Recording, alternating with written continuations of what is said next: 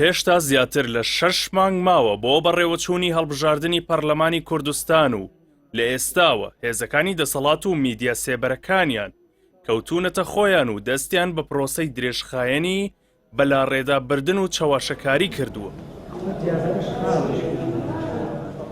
چەند ڕۆژێکە بەشێک لە میدیادا بەستە وابەستەکانی دەسەڵات شەڕی دەرونی و سایکۆلۆژیان لەگەڵ دەنگدەر دەست پێ کردووە و لە ئێستاوە لە ڕێگەی بڵاوکردنەوەی ڕاپرسی نامەنهەجی و نازانستی و نائەکادیمیەوە دەهۆڵی بردنەوەی پارتی و یەکێتی دەکوتن و بە ناڕاستەوخۆ بە خەڵک دەڵێن هەڵبژاردنەکان هیچ ناگۆڕن.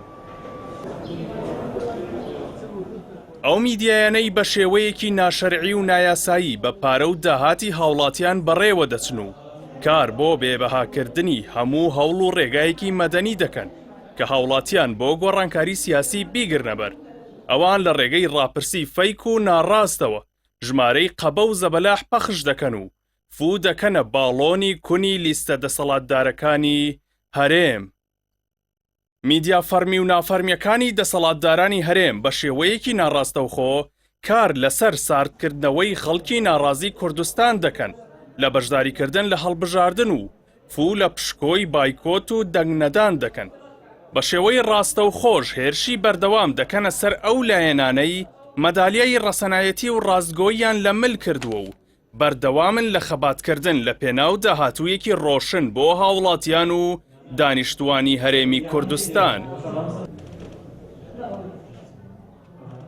بەخشینەوەی نوقڵانەی شکستی هێزە ڕەسەنەکانی هاوشێوەی کۆمەڵی دادگەری کوردستان خەون و ئاواتێکی بەدینەهاتووی پارتی و یەکێتیە و ساڵانێکە دەیڵێنەوە و هەوڵێکی نەزۆکە و سەر ناگرێت. بەردەوامی و کۆڵنەدان و ڕۆڵ و کاریگەری کۆمەڵیش لە مەیدانی سیاسی و کۆمەڵایەتی و بانگەوازی و خێرخوازی هەرێمی کوردستاندا ڕاستیەکی ڕوونە و ڕۆشنایی خۆرێکە بە بێژنگی دەسەڵاتداران ناگیرێت.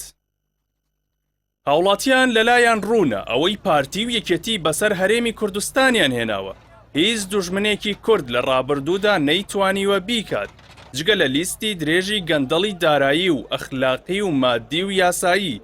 ئێستا دەسەڵات تاوانبارە بە کوشتنی ئیرادە و ئینتیمای هاوڵاتیان و کار بۆ بێئومێدکردن و سڕینەوەی هیواکان دەکات. ئەمەش لە پێناو هێشتنەوەی پایە لەرزۆکەکەی دەسەڵاتیان و درێژەدان بە تاکڕەوی و پاوانخوازی لە حکومڕانیاندا.